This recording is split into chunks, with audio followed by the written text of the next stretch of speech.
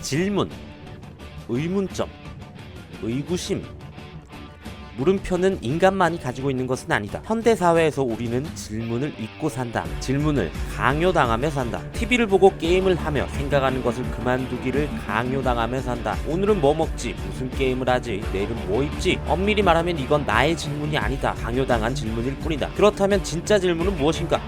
우리가 어릴 때 지나가는 나비, 벌, 개미를 보며 들었던 의문. 아침에 출근하지만 밤이 되어야 돌아오는 어른들. 해가 동쪽에 떠서 서쪽으로 지는 거. 애초에 왜 저쪽이 동쪽일지, 왜 하늘은 파랗지, 왜와 친했던 적이 있다.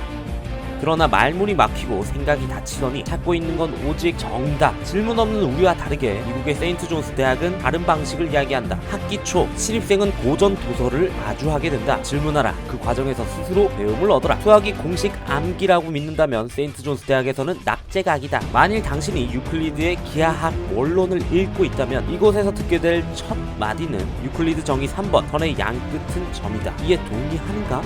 하는 질문이다. 이 질문은 교과서의 내용이 무조건 옳다는 생각을 버리게 하는, 동의를 구하는 질문이다. 질문의 답을 찾으며 수학의 매력을 느끼게 한다. 이것이 세인트 존스 대학의 교육 철학이다. 수학은 인간의 지성을 윤택하게 하고 세상을 이해하는 데 있어 꼭 필요한 부분이다. 세상에 끊임없이 묻고 구할 수 있는 능력을 키우는 것, 이것이 세인트 존스가 학생들에게 바라는 것이다. 태양이 움직이고 있을까? 지구가 움직이고 있을까? 높은 곳에서 물건을 떨어뜨리면 무거운 것과 가벼운 것 중 어떤 것이 먼저 떨어질까? 만약 빛처럼 빠른 속도로 나는 우주선이 있다면 어떻게 보일까? 우리는 왜 이 제품을 만드는가? 그러나 지금 10년간 부동의 1위를 지키고 있는 초중고 학생들의 꿈은 교사이다.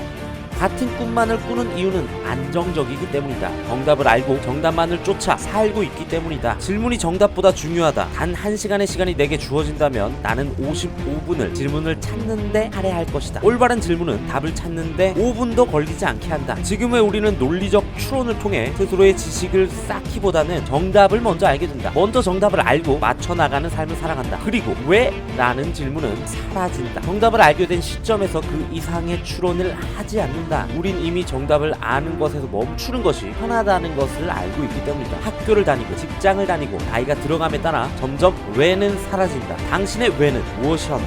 왜라는 질문을 따라가면 점점 많은 생각과 많은 추론과 지식이 쌓여간다. 내가 가졌던 왜는 이런 것이었다. 당신은 독이 있는 생물을 알고 있는가? 그들은 왜 독을 가지고 있을까? 그들이 독을 가진 건 사냥을 잘하기 위해서, 잡아먹히지 않게 하기 위해서. 결국 공격형 독과 방어형 독 중 방어형 독을 가지고 있는 생물은 본인 스스로는 잡아먹히거나 심각한 부상으로 죽게 된다. 결국 자신은 죽고 동족들은 살게 되는 것이다. 아니, 동족이 살건 죽건 간에 내가 죽는데 이게 무슨 소용인가?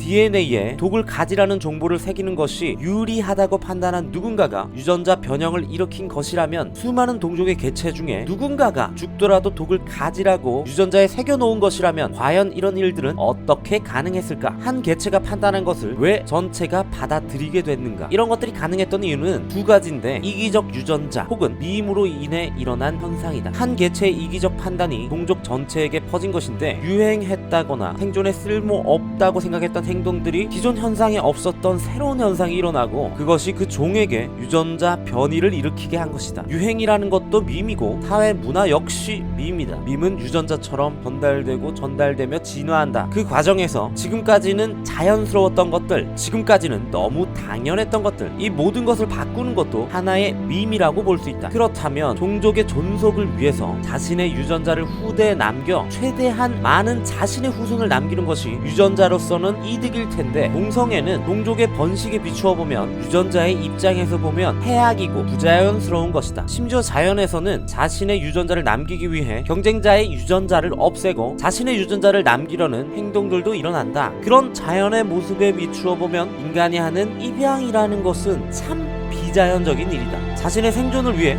일하고 먹고 충전하는 시간을 쪼개서 거리에서 촛불을 들고 에너지를 소모하는 것은 비합리적인 행동이다. 그럼에도 우리는 이런 행동들을 통해 바꾸려고 하는 것이 있다. 이런 사람들은 현대 사회 속에 이기적 유전자 혹은 밈일지도 모른다. 이런 사람들이 인간이란 종에게 유전적 변이를 일으키는 중인지도 모른다. 당신의 왜는 무엇인가? 당신의 왜에서 끝끝내 찾아낸 진리는 무엇인가?